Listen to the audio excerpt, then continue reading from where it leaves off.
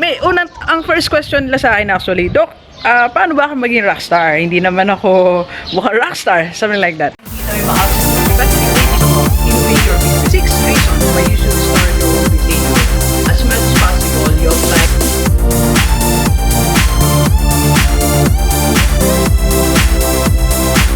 Alright, so positive afternoon sa lahat ng mga delivers natin. Katatapos lang natin ngayon mag-conduct ng first session natin on my online course, How to Rockstar Your Life. And nagpapasalamat ako sa mga estudyante natin from Canada, US, New Zealand, Japan, Hong Kong, and iba't ibang lugar. So, I'm so excited na natuwa ako na may mga tao talaga na gusto ma-experience ang pagiging rockstar, right? Alam niyo yung una nilang tanong, nakakatuwa. So, pagka tinawagan ko sila, sumagot sila, ang una nilang tanong, Doc, paano ba maging rockstar? Siyempre excited sila, di ba? Na paano nga ba maging rockstar? Alam niyo, di ba, pag sinabi natin rockstar, ano ka, di ba, medyo rugged ka, cool, di ba? Iba yung itsura mo pag rockstar ka, di ba? Pero alam niyo ba na merong isang indicator talaga na rockstar ka? Merong, pag masasabi sa sarili mo, rockstar ako, pag meron kang na-discover na isang bagay. Alam niyo yung team ko, ginawan ako ng binihisan ako ng pang rockstar. Kaya nga tinawag akong rockstar speaker, di ba?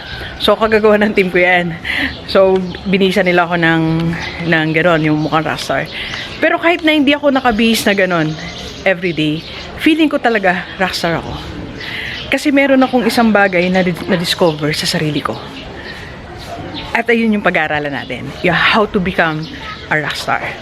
Or how to rockstar your life. And ano ba yung, Doc, ano ba yung difference pag na-discover ko na rockstar ako? Alam mo, pag na-discover mo na rockstar ka, mas motivated kang magising. Mas motivated kang gumawa everyday. Kasi alam mo, feeling mo talaga, rockstar ka. Alam niyo yun ang naging feeling ko 3 years ago eh. Sabi ko, isa akong rockstar. So, walang dahilan para magdwell ako sa kalungkutan. Walang dahilan para magdwell ako sa problem. So, everyday I'm excited. Sabi nga ng mga kapatid ko, parang hindi ka nagpapahinga, Doc. Dahil kami ginagawa, lalo itong lockdown. So, yung lockdown, di niya ako na-lock. I mean, mas naging productive ako. Mas nag-hire pa nga ako ngayon ng additional 1 full-time employee, 2 additional part-time employees, so something like that. So, yun yung pagiging rockstar. Alright? So, I'm going to give you 28 days. 28 days to discover how to rockstar your life. Right?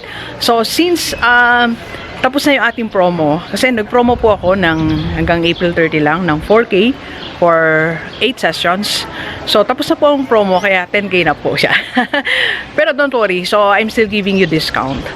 So, meron po tayong special discount. So, lahat po na mag-enroll hanggang May 15.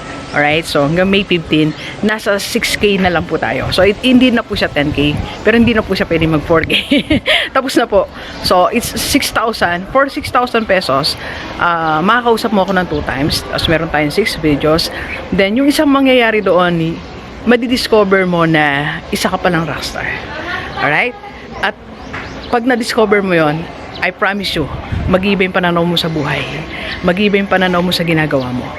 Kung may meaning ang buhay mo ngayon, mas magkakaroon ng meaning. Kung masaya ka ngayon, masasaya ka. Kasi isa kang rockstar.